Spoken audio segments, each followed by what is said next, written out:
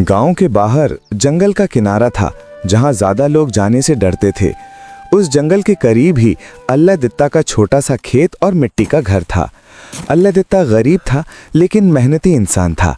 उसकी जिंदगी का हर दिन खेती, पसीना और दुआओं से भरा होता था। बीवी कई साल पहले गुजर चुकी थी और औलाद कोई नहीं थी, इसलिए उसकी तन्हाई सिर्फ मिट्टी और फसलों से बात करती थी। एक शाम जब सूरज ढल रहा था, अल्लाह दित्ता अपनी फसल देखकर वापस आ रहा था कि उसने जंगल की तरफ से दर्द भरी आवाज़ सुनी। पहले तो वो डर गया। गांव वालों का कहना था कि जंगल में शेर आ गया है जो जानवरों और इंसान दोनों के लिए खतरा है। लेकिन उस आवाज़ में दहाड़ नहीं, कराहियत थी। अल्लाह दित्ता का दिल घबराया, मगर कदम खुद ब खुद आवाज़ की तरफ बढ़ने लगे। जंगल के किनारे उसने देखा कि एक बड़ा सा शेर जमीन पर गिरा हुआ है। उसके पांव में गोली लगी हुई थी और खून बह रहा था। शेर की आंखों में गुस्सा नहीं बल्कि बेबसी थी। अल्लाह दित्ता कुछ देर खड़ा कांपता रहा। उसका दिल कह रहा था भाग जाओ, मगर दिल का दूसरा हिस्सा कह रहा था कि ये भी अल्लाह की मखलूक है। उसने धीरे से अपनी पगड़ी उतारी और पांव के जख्म पर बांधने की कोशिश की। शेर ने हल्की सी गुरगुर की, मगर हमला नहीं किया। शायद उसने भी महसूस कर लिया था कि ये इंसान दुश्मन नहीं। अल्लाह दित्ता ने अपनी लाठी का सहारा लेकर शेर को पानी तक ले गया। पानी पीते ही शेर ने गहरी सांस ली, जैसे जिंदगी वापस आ रही हो। अगले कई दिन अल्लाह दित्ता छुप छुप कर शेर के पास आता रहा। वो उसके लिए दूध, पानी और कभी कभी रोटी ले आता। शेर धीरे धीरे ठीक होने लगा।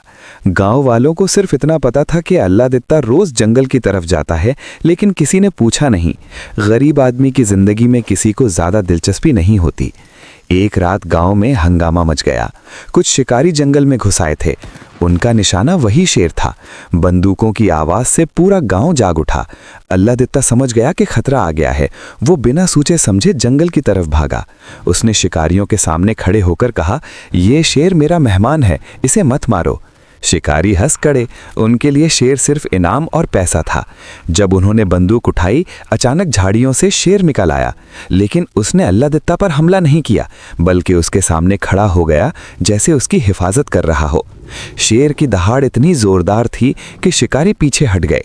कुछ देर बाद वो जान बचाकर भाग गए। उस रात के बाद गांव वालों को सब कुछ पता चल गया। पहले डर और गुस्सा था, लेकिन जब उन्होंने देखा कि शेर किसी को नुकसान नहीं पहुंचा रहा और अल्लाह दित्ता की बात मानता है, तो उनका रवैया बदलने लगा। जंगल के अफसर आए और शेर को महफूज जगह ले जाने का फैसला हुआ। जिस दिन शेर जंगल के अंदर वापस जा रहा था, वो बार बार मुड़कर अल्लाह दित्ता को देख रहा था।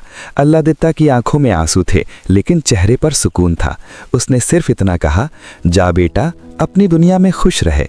शेर ने आखिरी बार हल्की सी दहाड़ लगाई, जैसे शुक्रिया अदा कर रहा हो, और जंगल के अंदर गायब हो गया।